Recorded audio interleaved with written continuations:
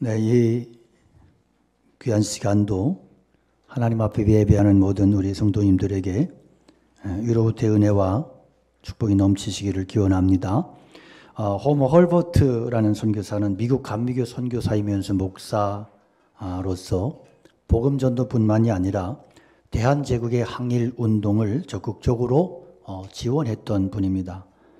그의 책 대한제국 멸망사에서 한국인들은 사회적으로는 유교도이고 철학적으로는 불교도이고 고난을 당할 때에는 영혼 숭배자, 즉 미신적이 된다. 따라서 한국인의 종교가 무엇인지 알려면 그가 고난당할 때 어느 쪽으로 기우는지를 살피면 된다 그랬습니다. 왜 고난당할 때 미신적이 되겠습니까? 고난을 통해서 주시는 하나님의 영적인 유익을 깨닫지 못하고 고난은 무조건 저주요, 재앙이라고, 악귀라고 그렇게 생각하기 때문입니다. 성도들이 이 세상 살면서 믿음의 신앙을 지키려고 할 때는 반드시 고난이 있고 핍박이 있습니다. 하나님을 믿고 믿음 지켜내며 그렇게 살아가는 현실은 결코 만만치 않습니다.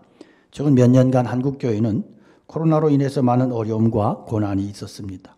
무엇보다 자유롭게 예배할 수 없다는 사실이 교회를 많이 힘들게 했고 그 후유증으로 교회마다 예배 인원이 현저히 떨어졌습니다. 예수를 믿지 않는 사람들이 예배의 중요성을 어찌 알 수 있겠습니까? 그러니까 이들은 교회가 예배한다고 하는 것에 대해서 흥분하고 그렇게 비판하고 공격을 일삼았습니다. 코로나가 시작됐을 때 정부는 처음에는 신천지가 타겟이 됐지만 이어서 교회가 타겟이 되면서 마치 교회가 코로나의 진원지인 것처럼 몰아갔고 그래서 많은 성도들이 예배의 핍박 속에서 예배에 나오지 못하는 그런 상황들이 벌어졌습니다.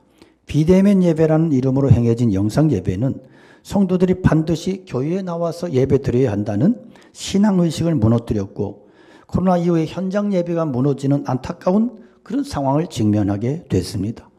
그러나 우리는 이 코로나의 상황을 통해서 하나님께서 오늘 우리에게 무엇을 말씀하시는지 하나님은 우리에게 어떤 유익을 위해서 이런 고난을 허락하셨는지 깊이 생각해 볼 필요가 있습니다.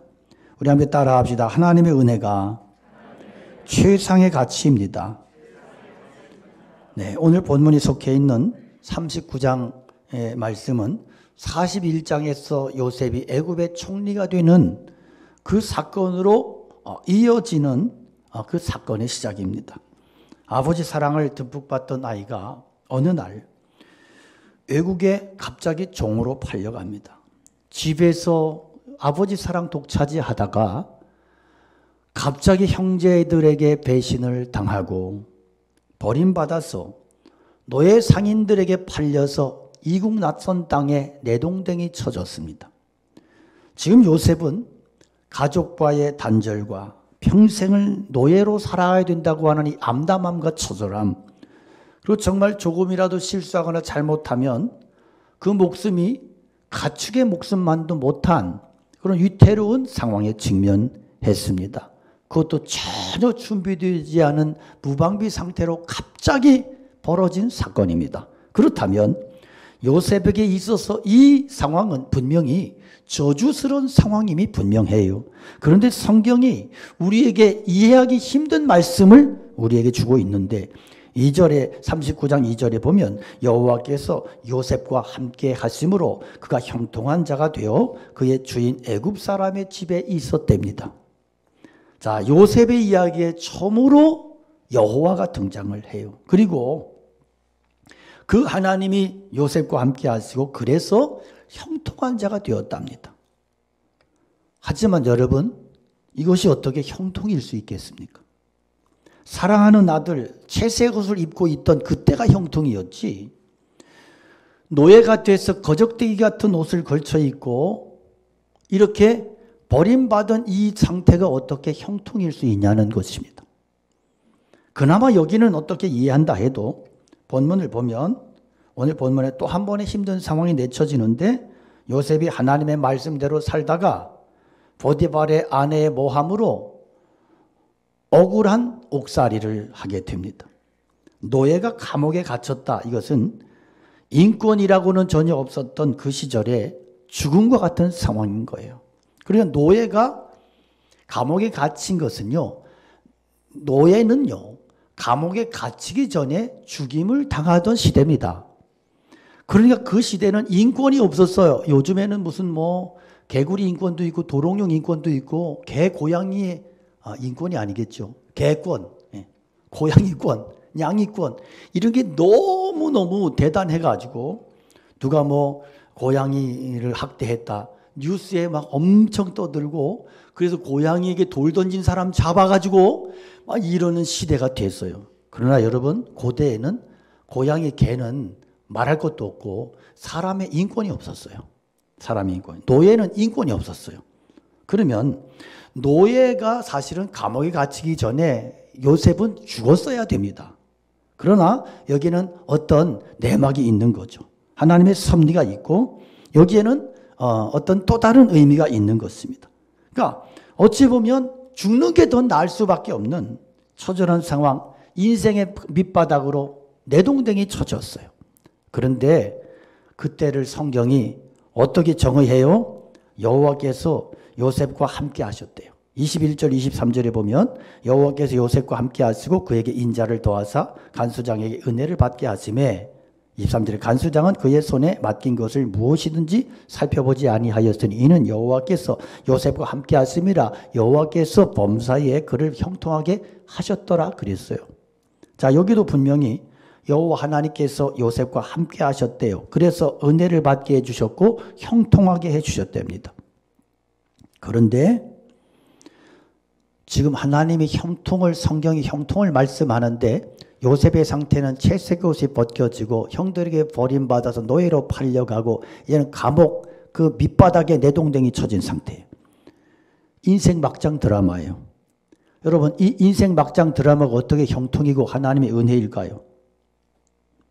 그래서 많은 성경 해석이 그나마 종으로 살 때 그가 그 집의 총무로서 가장 높은 종의 자리에 있었으니까 형통이고 감옥에 있었지만 그 감옥 속에서도 그래도 인정받게 됐으니까 형통이다. 이렇게 구차한 해석을 붙여요. 예, 맞습니다. 하지만 여러분 이것을 내가 당한 일이라고 보면 해석이 달라집니다. 노예로 조금 잘 살기보다는 여러분 조금 힘들어도 자유자가 훨씬 좋아요. 그렇죠? 그러니까 여러분 직장인들이 왜 자영업자로 자꾸 갈아탑니까? 남에게 이렇게 제재받고 통제받는 게 너무 힘들다는 거예요. 하물며 감옥살이가 좋습니까? 아니면 자유인이 좋습니까? 막 묻는 게 바보죠. 아무리 죄인으로서 아무리 잘 나간다 할지라도 자유자로 살아가는 게 100배, 1000배 좋습니다. 그러기에 요셉의 이 상황은 다시 바라봐야 될 필요가 있어요. 최소한 지금의 요셉은 하나님과 함께 살아가고 있음에도 불구하고 점점 더 인생의 깊은 나락으로 계속 처박히고 있단 말이에요. 그렇기 때문에 요셉이 하나님으로 인해서 형통하게 되었다는 이 구절을 잘 살게 됐다, 번영하게 됐다, 번성하고 축복받았다는 식으로 해석하는 것은 말도 안 되는 얼토당토하는 해석이에요. 이런 해석은 왜 이런 해석이 억지 같은 해석이 나오느냐? 요셉이 마지막에 총리가 됐거든요. 그러니까 이것으로 인해서 생겨난 오해일 뿐인 거예요.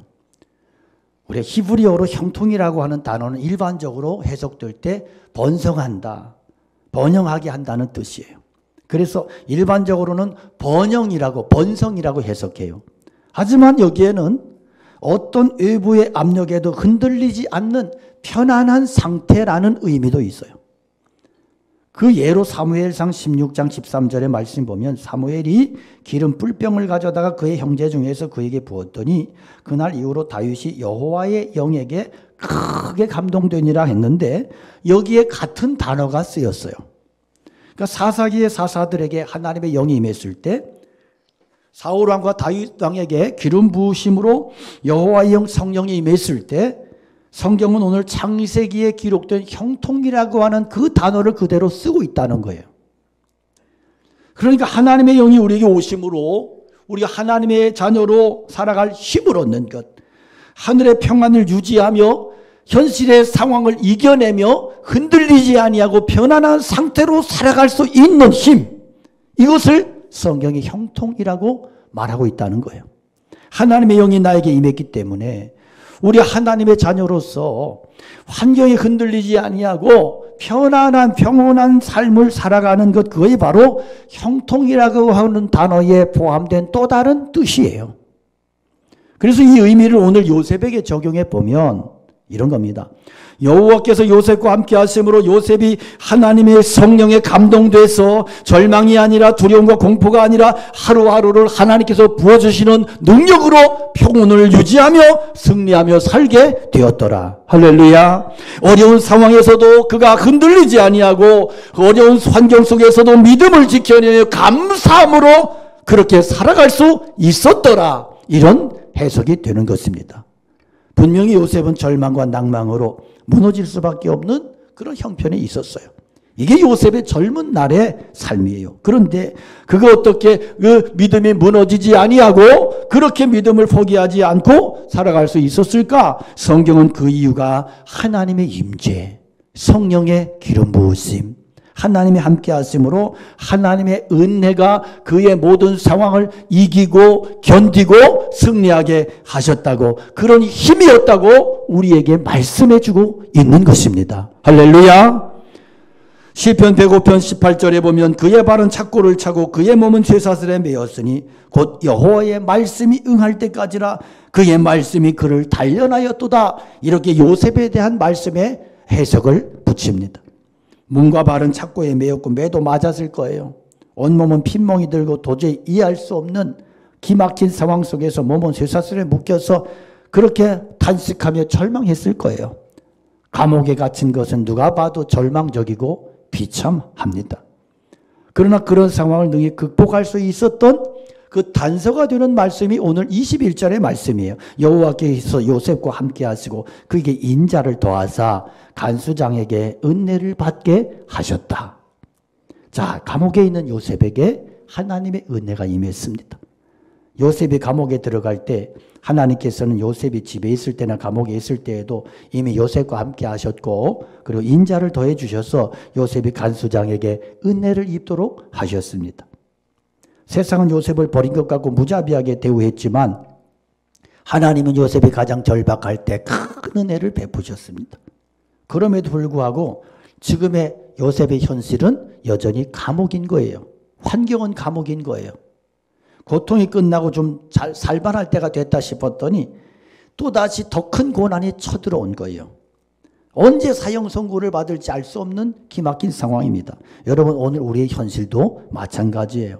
이 죄악된 세상 속에서 믿음을 지켜내며 말씀에 순종하며 그렇게 꾸역꾸역 살았는데 삶의 결과가 때로는 더 어렵고 힘들 때가 있어요. 그렇다면 우리는 이 세상에서 뭘 기대하며 살아가야 되겠습니까? 항상 피해만 보고 억울해도 참고 양보하고 그렇게 살아야 되겠습니까? 아니요. 하나님의 백성은 이 세상으로부터의 보상이 아니라 하나님께로부터 주어지는 하늘의 보상을 소망하고 기대해야 됩니다. 하나님으로부터 주어지는 최고의 보상이 뭐예요? 우리 연약함에도 불구하고 부족함에도 불구하고 베풀어 주시는, 넘치도록 베풀어 주시는 그 하나님의 은혜인 줄로 믿습니다. 바울 사도는 고린도후서 4장 7절에서 우리가 이 보배를 질그릇에 가졌으니 이는 심히 큰 능력은 하나님께 있고 우리에게 있지 아니함을 알게 하려 함이라. 우리가 사방으로 우겨쌈을 당하여도 쌓이지 아니하며 답답한 일을 당하여도 낙심하지 아니하며 박해를 받아도 버림받지 아니하며 거꾸로 뜨림을 당하여도 망하지 아니하고 우리가 항상 예수의 죽임을 몸에 짊어짐은 예수의 생명이 또한 우리 몸에 나타나게 하려 함이라 그랬습니다. 여러분, 이게 은혜로 살아가는 자의 고백인 줄로 믿으시기를 축복합니다. 지금 은혜 받은 자의 환경이 어때요? 우겨쌈을 당하고 답답한 일을 당하고 그리고 박해를 받고 모함을 받고 거꾸로 때림을 당하고 도대체 환경이 너무너무 말이 안 되는데, 그런데 그런 모든 악조건 속에서도 말도 안 되는 상황들을 넉넉히 이겨내더라는 거예요. 넉넉히. 무엇으로 가능하냐? 하나님께서 부어주시는 은혜로 가능하고 하나님 부어주시는 사랑으로 가능하더라 하는 거예요. 할렐루야. 여러분, 여기서 은혜가 뭐예요? 받을 자격 없는 자에게 베풀어지는 하나님의 호의입니다. 성도에게 있어서 하나님의 은혜보다 더 소중한 게 없습니다. 모든 게 다 갖춰져 있어도요, 하나님의 은혜가 떠나면 우리의 인생은 감옥이 되는 거예요. 감옥이. 성도들에게는 인간의 노력과 실력보다 항상 앞서는 게 뭐냐? 하나님의 은혜예요. 하나님의 은혜. 그래서 우리가 그래서 바디메오의 믿음이 귀한 거예요. 다윗의 자손 예수여 나에게 긍휼을 베풀어 주시옵소서. 그 기도가 하나님께 상달된 줄로 믿습니다. 그래서 우리가 하나님의 은혜를 사모하는 신앙은 겸손한 신앙이에요. 교만한 신앙, 자기 잘났다고 하는 인생은 하나님의 은혜를 기다리지 않습니다. 하나님의 은혜를 기대하지 않아요. 그래서 우리 젊은이들이 붙잡아야 될 신앙 중에 하나가 뭐냐 하면 하나님 나의 인생에 은혜를 베풀어 주시고 내 인생에 하나님의 긍휼을 베풀어 주시옵소서. 그렇게 기도할 수 있기를 원합니다. 요한복음 15장 19절에 보면 너희가 세상에 속하였으면 세상이 자기의 것을 사랑할 것이나 너희는 세상에 속한 자가 아니요 도리어 내가 너희를 세상에서 택하였기 때문에 세상이 너희를 미워한다 그랬어요. 무슨 말씀이에요? 우리 세상 속에 살지만 우리의 소속이 다르다는 거예요. 우리의 소속이. 우리의 정체성이 달라. 다시 말해서 우리 이 세상에 살고 있지만 우리의 소속은 이 세상의 땅에 속한 자가 아니요 하늘에 속한 자요 하나님께 속한 백성임을 믿으시기를 축복합니다. 이 세상과 다른 가치관을 가지고 살아가야 되기 때문에 하나님의 백성들에게는 남다른 고난이 시련이 있단 말이에요. 그러나 하나님께서는 하나님의 백성들에게 때를 따라 돕는 은혜를 보내주신다. 그렇게 부어주신다는 거예요. 그래서 하나님의 은혜가 넘칠 때 고난과 절망 속에서도 소망을 가질 수가 있고 감사할 수 있다는 것입니다. 성도에게 하나님의 은혜보다 더 귀한 것이 없어요. 더 가치 있는 것이 없어요. 그러므로 우리가 늘 하나님 앞에 살아가면서 또 우리가 예배하면서 기도하면서 하나님의 은혜를 사모하는 인생 될 수 있기를 축원합니다. 축원합니다. 시편 107편 9절에 보면 그가 사모하는 영혼에게 만족을 주시며 사모하는 영혼에게 만족을 주시며 줄인 영혼에게 좋은 것으로 채워주시미로다. 할렐루야. 줄인 영혼에게 좋은 것이 뭐예요? 하나님의 은혜요. 넘치는 은혜. 20세기 최고의 베스트셀러 작가 복음주의를 대표하는 필립 얀시는 이런 놀라운 하나님의 은혜라는 책에서 세상이 어디에서도 얻을 수 없는 교회만이 줄 수 있는 한 가지가 뭐냐? 이렇게 질문하면서 그것은 가장 가치 있는 하나님의 은혜입니다. 교회가 아닌 어디에서 하나님의 은혜를 발견할 수 있겠습니까? 그랬어요. 오늘 요셉의 인생 속에 가장 가치 있는 게 뭐예요? 하나님의 은혜였어요. 하나님의 은혜가 그에게 임했어요. 두려움이라는 감옥 구덩이에 던져지는 순간까지 남들이 누릴 수 없는 축복을 하나님께서 주셨습니다. 하나님이 함께 하시는 하나님의 은혜, 이것을 성경은 형통이라고 말씀합니다. 이 은혜가 우리에게 넘칠 때 죄의 유혹을 이길 수 있고 이 세상의 고난과 시련도 넉넉히 이겨낼 수 있습니다. 인생의 고난과 고통을 축복으로 변화시키는 그 능력이 어디에 있느냐? 하나님의 은혜에 있습니다. 하나님의 은혜는 신비한 마술이 아니에요. 갑자기 현찰이 생기거나 쌀가마니가 천정에서 뚝 떨어지는 게 아니에요. 그 은혜는 고통 속에서도 힘을 얻게 하고 기쁨을 누리게 하고 가난 속에서도 하나님의 부유함을 찬송하게 하는 능력임을 믿습니다. 설교를 준비하면서 목회자에게 하나님의 은혜가 넘치면 준비하는 과정이 너무너무 감사하고 즐겁고 기쁘고 그래요. 그런데 은혜가 사라지면 머리에 쥐가 나고 고역이에요, 고역. 직장 사업하시는 분들도 하나님의 은혜가 임하면 삶의 에너지가 임해요. 기쁨이 임해요. 즐거워요. 창의적인 생각이, 아이디어가 떠올라요. 삶의 능률이 올라요. 가정에도요, 하나님의 은혜가 임하면 관계 속에 하나님의 나라가 임합니다. 그렇게 아내가 귀할 수가 없고 그렇게 남편이 귀할 수가 없고 자식들이 그렇게 고마울 수가 없는 거예요. 하나님의 은혜가 임하면. 그런데 하나님의 은혜가 사라지면 왼수도 그런 왼수가 없는 거예요.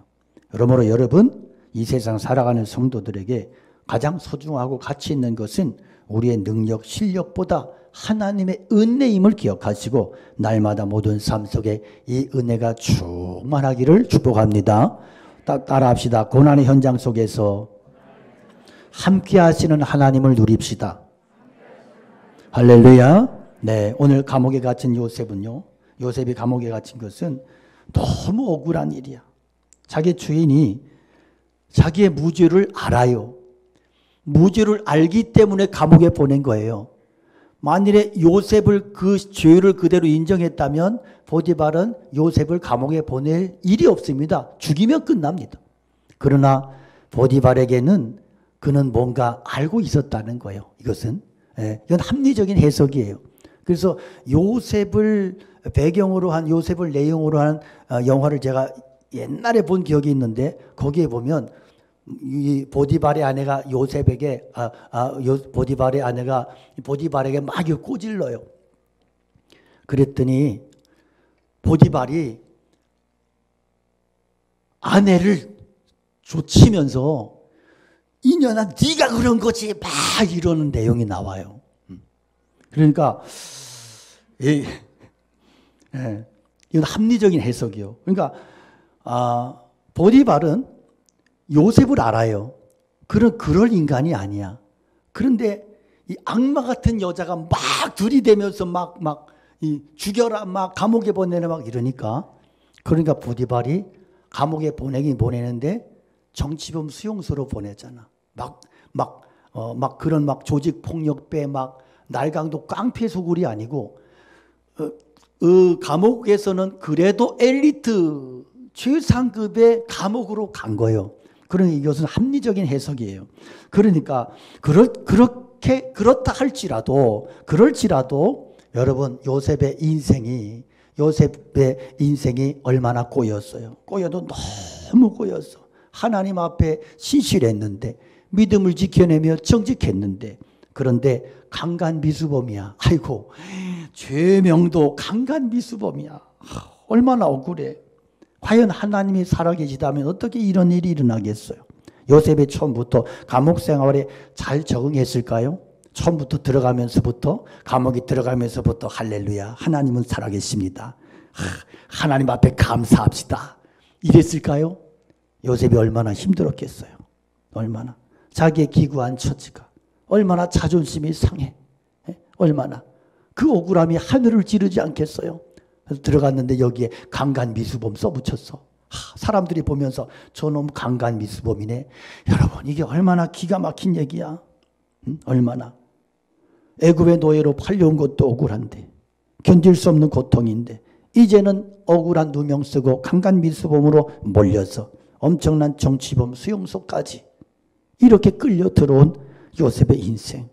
여러분 하나님이 살아계시다면 어떻게 이런 일이 일어날 수 있을까?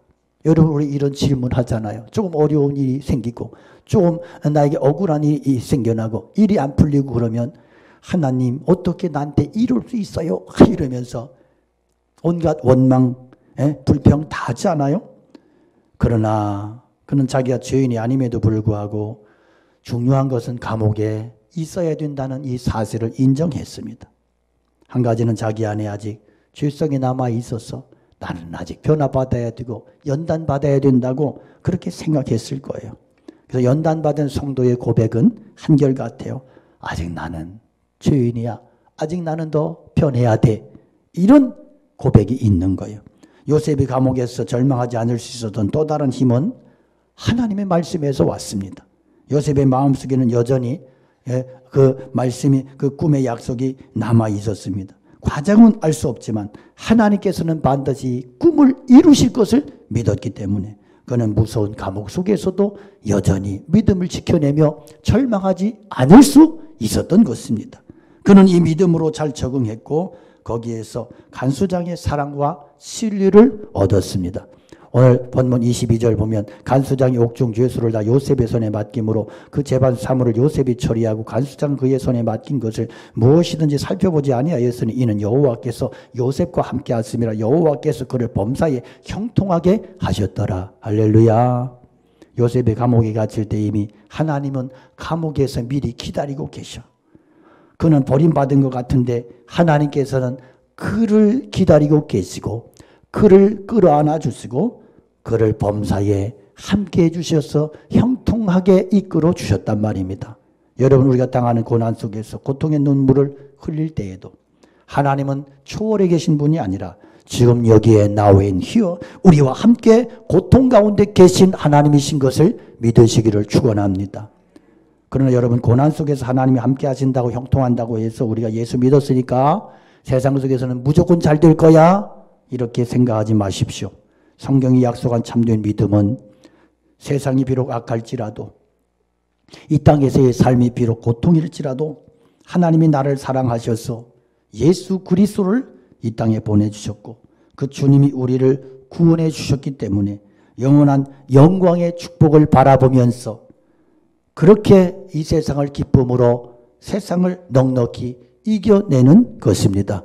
신앙의 위대함은 무엇입니까? 이 세상의 도전과 현실의 무거운 짐을 지고도 하나님의 사람이 누리게 될 그 영광을 포기하지 아니하고 그렇게 소망하며 요동치 않는 것입니다. 다윗은 시편 62편 1절에서 나의 영혼이 잠잠히 하나님만 바라며 나의 구원이 그로부터 나오는도다. 오직 그만이 나의 반석이시요 나의 산성이시요 나의 요새이시니 내가 크게 흔들리지 아니하리로다. 할렐루야. 다윗은 아들 압살롬의 반역으로 자신의 왕위를 축출하려는 반역자들의 맹렬한 공격에도 불구하고 하나님의 함께하심을 누리고 있었기 때문에 인생의 가장 큰 위기 속에서도 요동하거나 포기하지 아니하고 하나님을 여전히 신뢰한대요. 내가 요동치 않는다. 내가 요동치 않는다. 오늘 이 믿음이 우리의 믿음 될 수 있기를 축복합니다. 여러분, 우리 인생은 두 가지밖에 없어요. 하나는 형통한 삶이고 다른 하나는 곤고한 삶입니다. 성도뿐 아니라 모든 사람 똑같아요. 하나님께서 요셉을 형통하게 하셨다고 하는 것은 감옥에서 풀어내서 마음껏 뛰어다니게 했다는 말이 아니요. 감옥 안에 작은 일에 최선을 다하게 하시고 그 악명 높은 수용소에서 인정받게 하시고 하나님의 동행하심을 항상 체험하게 하셨다는 겁니다. 그는 여기에서 자기 가족들뿐 아니라 모든 애굽인들을 살리는 지혜로운 재상으로 준비되었습니다. 여러분, 오늘과 같이 코로나로 경기 침체로 미래가 불안하고 불확실한 이 시대를 살아내는 그 삶은 어려운 게 한두 가지가 아닐 거예요. 내가 정말로 기도하며 준비하고 뭔가를 했는데 이게 또 더 막혀. 나는 하나님 앞에 믿음으로 했는데 안 풀려. 여러분, 우리 인생의 현실이 결코 만만하지가 않아요. 죄의 유혹에 많은 세상 속에서 우리가 믿음을 지켜낸다고 하는 게 너무너무 힘들어요. 능력과 실력, 돈도 있어야 되고 사회적 지위도 있어야 되고 건강도 있어야 되고 남 부럽지 않게 자식들도 키워내야 되고, 그러나 이런 모든 삶은요, 우리가 이 땅에 살아가고 있을 때 부여받은 책임일 뿐이에요. 그런 것을 우리가 잘한다고 해서 우리의 영혼이 달라지지 않아요. 그런 것들이 우리의 영혼을 책임질 수 없는 거예요. 오늘 주시는 말씀의 핵심은 뭐예요? 우리가 이 세상 살아가면서 얼마나 하나님의 은혜 안에서 그 영광을 확신하는 삶을 살아가느냐.